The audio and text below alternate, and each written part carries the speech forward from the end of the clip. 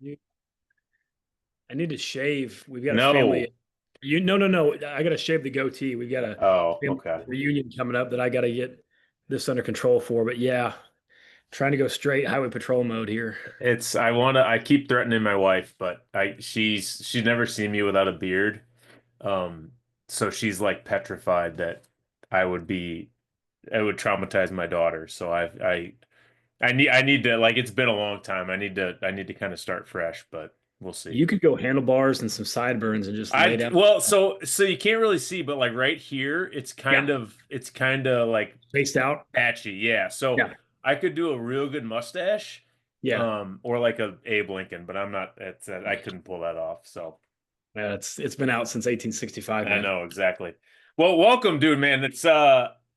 I'm glad we were able to finally find some time. Obviously I've had Perk on here before and he said lots of horrible things about you. So I figured it was time to get you on and defend yourself a little bit, man. So For sure. welcome. I don't need to do an intro. I'll do an intro for you later, so I'll record that on my own. But glad to have you, man. I appreciate you finding the time. First question I got for you. Talk to me about how the offensive line played a role in some of the better teams that you've been a part of.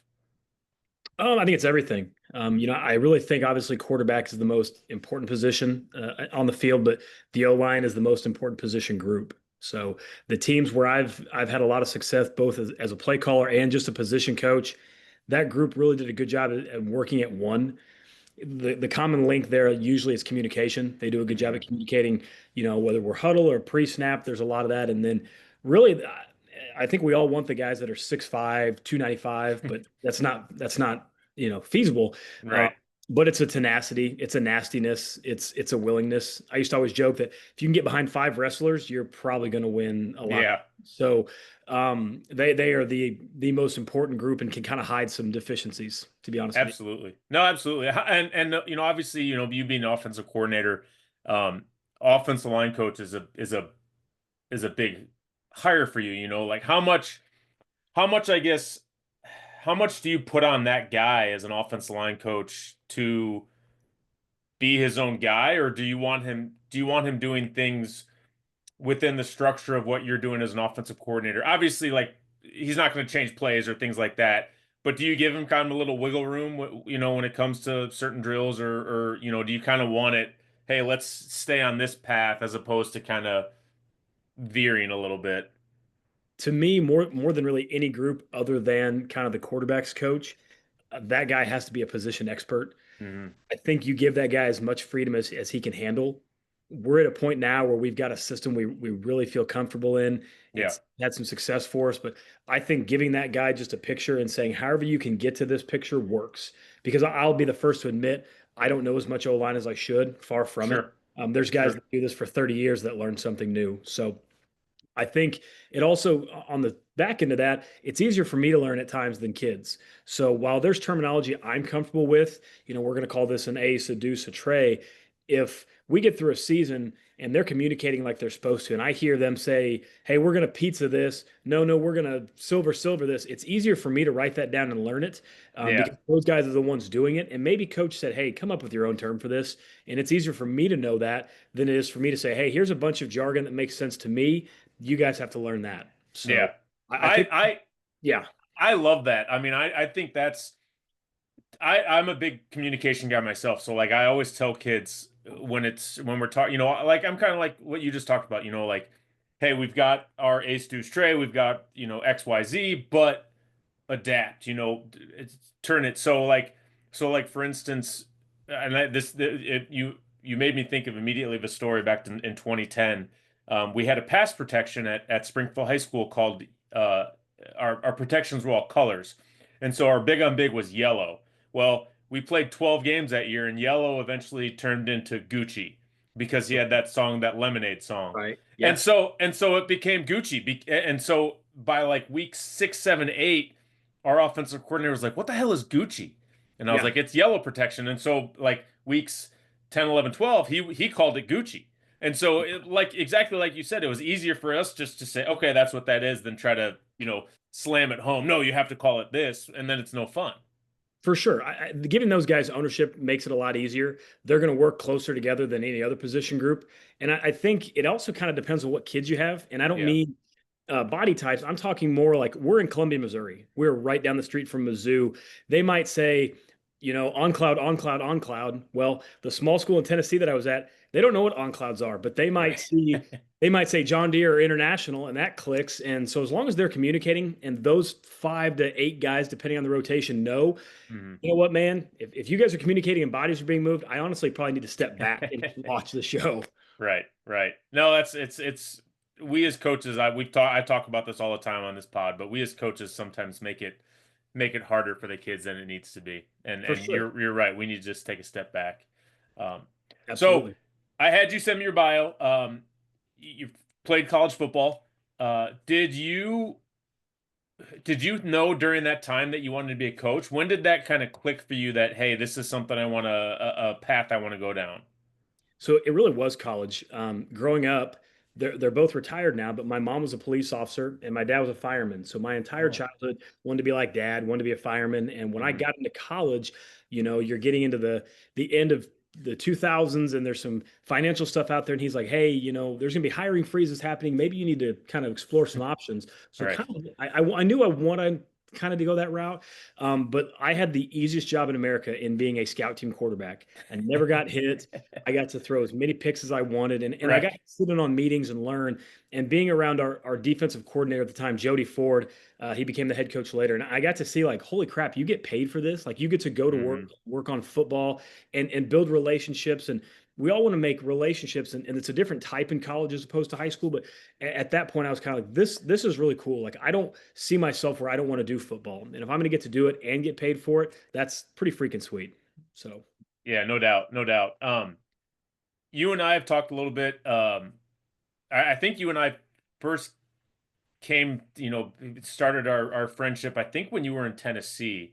Mhm. Um, talk to me about your time out there and even throw in a little bit of your time in South Carolina too, because I don't think, and we'll talk about at Missouri, but I think Tennessee and South Carolina both are very good football states that don't get the recognition they deserve. Talk to me about your time out, in the South though. What do you remember fondly about those couple of years? So Carolina was a great experience for me as far as I was working for a guy who had been a head coach for about 2 years, and I made so many mistakes. And I look back and I probably didn't deserve the job to begin with. I was Yeah. organized, but didn't quite know what I was looking at. And there was just different athletes than I had seen here in Missouri. And there's athletes everywhere, but I Hmm. think that down there was just some speed that I was not used to. And it was pretty evenly distributed across the board. Like even your quote unquote bad teams had some cats, Yeah. just a different thing. So kind of learning how to prep for speed was a lot of fun. I got to make a lot of mistakes. Um, Yeah. I learned more than I taught. That's for darn sure. And then, Tennessee was great. It was a very small town. It was as kind of quote unquote Friday night as it gets. Sure.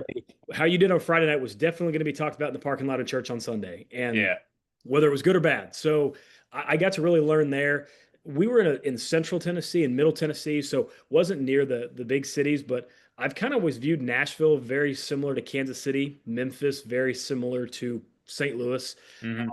Knoxville, Murfreesboro, they're a lot like Columbia. They're very much college towns. So there are some great athletes there. I almost think it gets bogged down because you really have to stick out there. And Yeah. again, there's some really, really good ball there. So Yeah. I do think it's being recruited a little bit differently. I think the success that Tennessee is having, and then I was in Carolina at the time where Clemson was still rocking and rolling, and I Okay. think that kind of helped a little bit. But yeah, man, I learned so much on what not to do, what questions to ask, and Hmm. it was I value those times so very much for sure. It's funny though, because like I can think back on like my first couple of years coaching too, and it's like it's almost like you said, it's almost as much what not to do Yeah, than what to do. Like it's I think that's the great part of it though, and it sounds like you worked for some good people, kind of like me growing up, where they allowed you to make those mistakes. If you did make a mistake, which obviously you just said you did, I made plenty. You weren't chastised. You weren't worrying about, oh gosh, am I going to get fired? Am I going to, is he going to keep me on? It was a learning process because it was guys that had been coaching for a long time. And I mean, shoot, like I said, I can remember my first couple of years just not knowing anything. And I remember we went to a coaching clinic after my first season coaching and we listened to the Illinois State guys talk about how they ran power. And I remember turning to the guy next to me. I was like, "Hey, they run it just like we do." And it's like, "Oh yeah, because Yeah. it's power. It's not Yeah. like we're not reinventing wheels here. No. But that just showed how green I was as a coach and how much I needed to learn.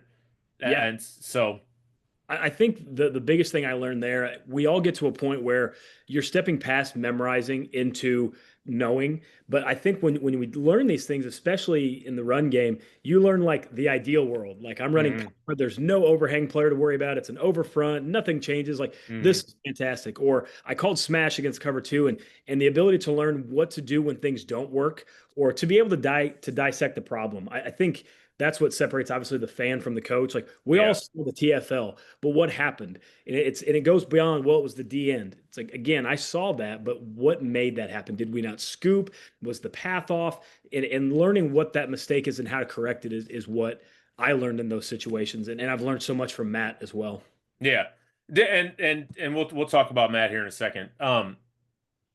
You've been I think you said I gotta look at your bio now. This is terrible. It's all Shows how good. bad my memory is. Um, how many years have you been calling? You've been calling the varsity offense now for 6 years. Is that correct? Yep, 6 years.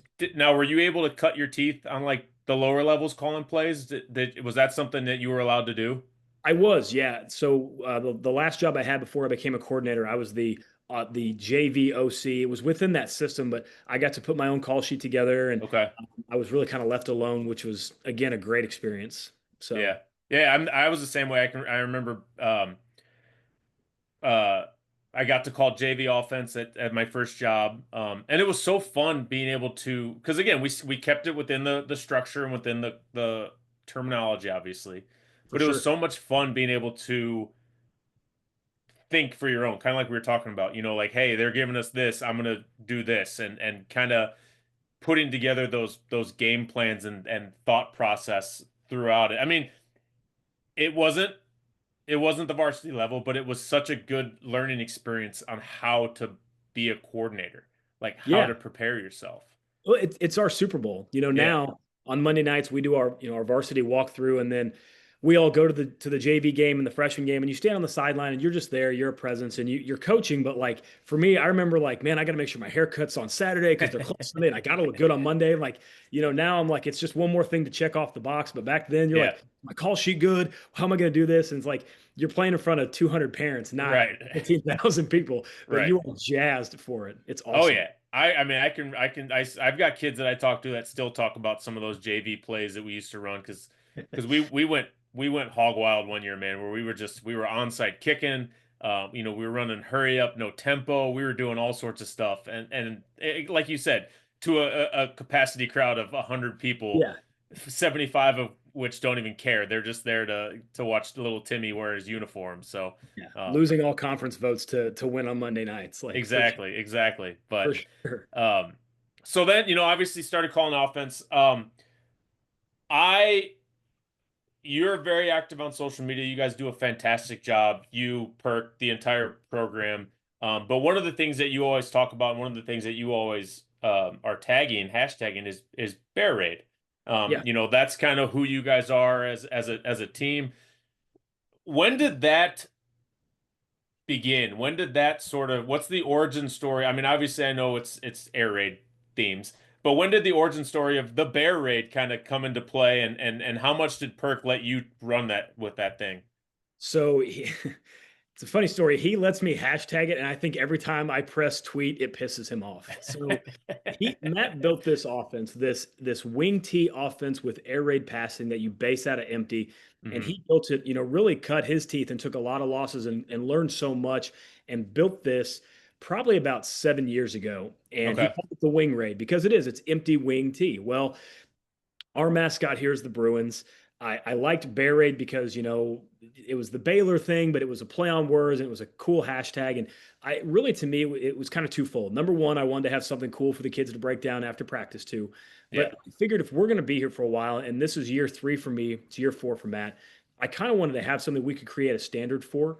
You Mhm. think back, and when you think of Texas Tech, you think of air raid. And if even guys like us, if you think of Georgia Tech, I think of option. Like I immediately think Yeah. of option. And I wanted to kind of create a standard of what we were going to do, both scheme wise and kind of just the aggressiveness, our mindset that we have. So really, it's air raid pass, and last year was the most we've ever thrown for. We threw for 3,500, but really we're at our best when our quarterbacks throwing for 2 grand and rushing for 18, and you're sitting at 2,500 yards rushing and maybe 24 passing. That's kind of where we want to be. So we've thrown Yeah. it more in the last couple of years, but really it was just something cool. And I feel like, if you can brand something, you get a little juice behind it. And Mhm. we've joked that, like, man, if we ever get a new job, like we're gonna have to pray to God it rhymes or something. Like we're gonna Yeah, have right. to invent something. But yeah, he called it the wing raid. I changed it. So technically it's a remake. I guess we remixed it, but yeah, the kids have kind of gotten behind it. It's a fun identity. I think people know if you do it, like we're gonna try to score a lot.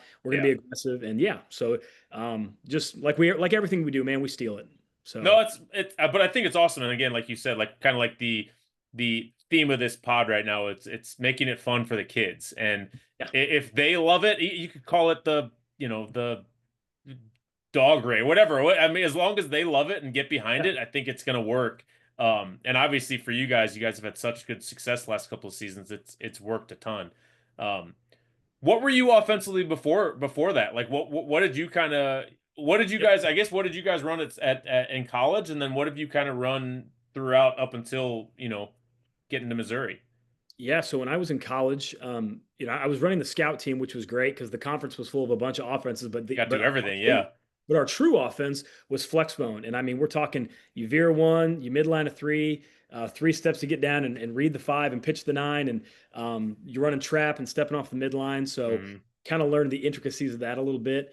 When I became a coordinator, I really didn't have an identity. I wanted to run power and counter and inside zone and outside zone. And well, we Yeah. wanted to have wham. Like I didn't quite know. I knew I wanted to be able to run everything. And I again, that's kind of the beauty of learning is you kind of get to learn as you go what you do and Yeah. don't. Like, before I got to Rockbridge, I was really a tempo guy.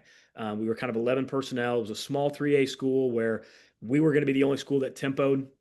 A lot of guys played both ways, but the program dynamic when I got there was kind of one that was kind of trying to get back to where there was some respect there, and it was kind of like Hmm. if you're going to lose by 35, you could whether it's a quick 35 or a long 35, a loss, loss. So kind of figured let's just push the tempo and see what happens. I really enjoyed the tempo, but now that I've been with Matt, I've learned his system and called it. For as much fun as tempo is, man, if you're going 80 on an on ramp, it seems really fast and out of control. And if you're Hmm. going 80 on the off ramp, it seems out of control. But when you're going 80 on the highway, it really doesn't seem that fast. And I think what we do now, where there's a little bit of tempo, but there's way more motions and shifts and trades within the personnel, I think we've got a really good thing going. Yeah. So I would say I've definitely made the wholesale change. We're empty wing T. We're going to motion shift trade like everybody's mission statement in the first page of their playbook. Yeah. Yeah, I like the idea of able to change the picture and get looks that we like.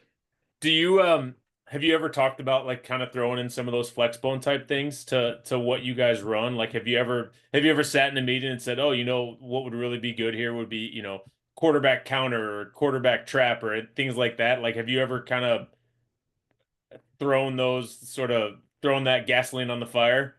Not out loud. So I think there's beauty in all offenses. It's probably Hmm. what you say. Like I think the air raid is just as sexy as the veer if you do it right.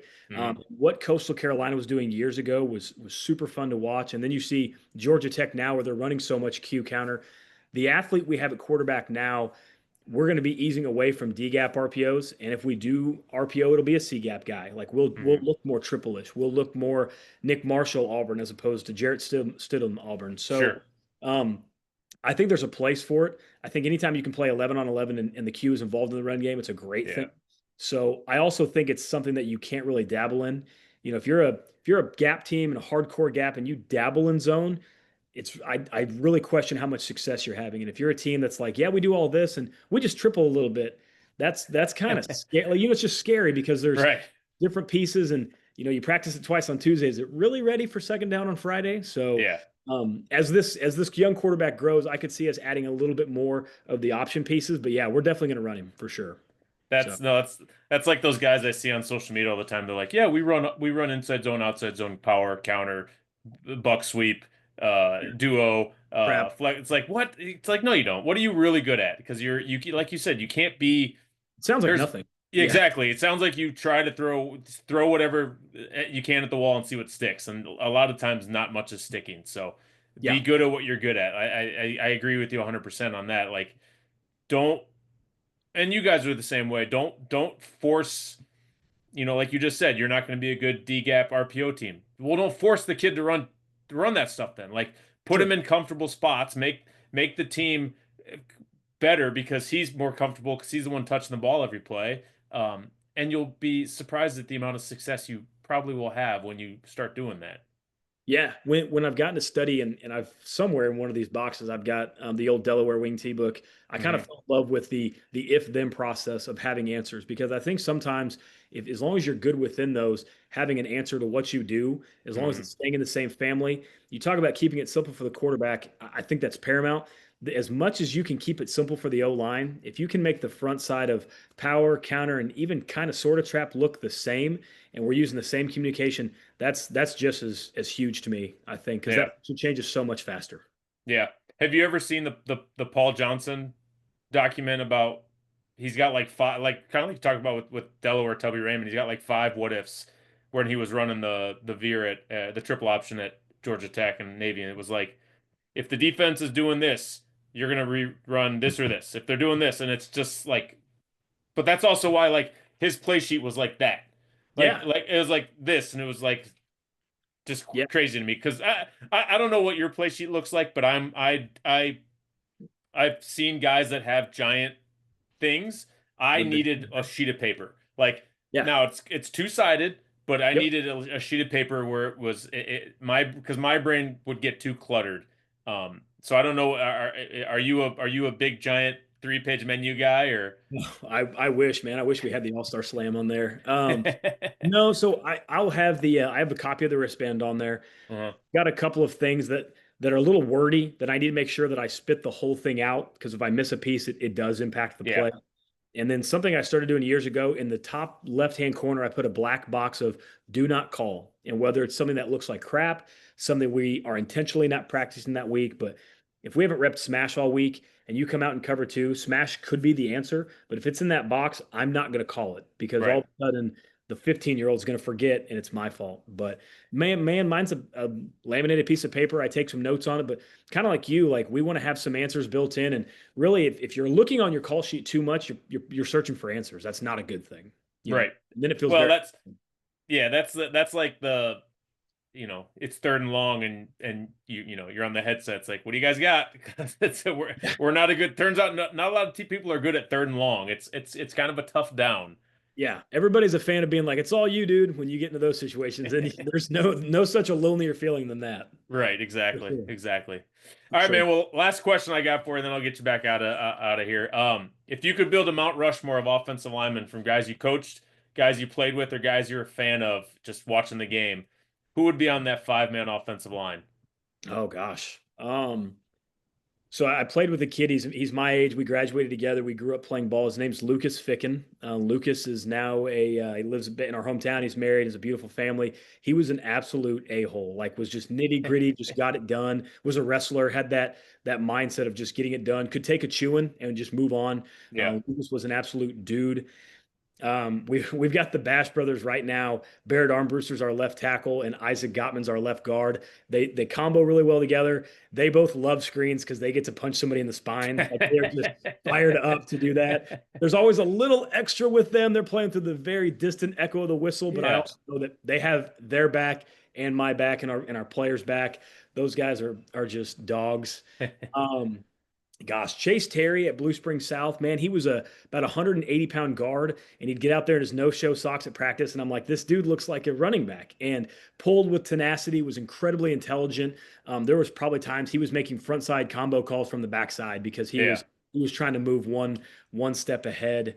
And then I I'm from Missouri. I'm a diehard Chiefs fan. I'm gonna combo it with Will Shields, Willie Roaf, man. Like when I Ooh. was a kid, the Chiefs were not very good, and we had Tony G, but you got to keep guys like Elvis Grbac healthy. You got Willie Roaf and Will Mhm. Shields and Tim Grunhard in there. It was like, man, when your punter and your O line are your best offensive weapons, it's kind of scary. But those dudes, they were just staples, man. They were fun to watch. You get mad respect bonus points for bringing up those two guys. Now you're a true Chiefs fan for that because you could have come in here and said like Creed Humphrey and all that stuff, but no, you're a true Chiefs fan if you're talking about Tim Grunhard. So I that's I bow to you on that. I've got a Steve Bono jersey picture my mom took when I was like 8, and like looking back now, it's like might as well have been like DFS. That was not a good time for us as Chiefs fans. I've got a buddy of mine that I do actually another podcast with who's a big Chiefs fan.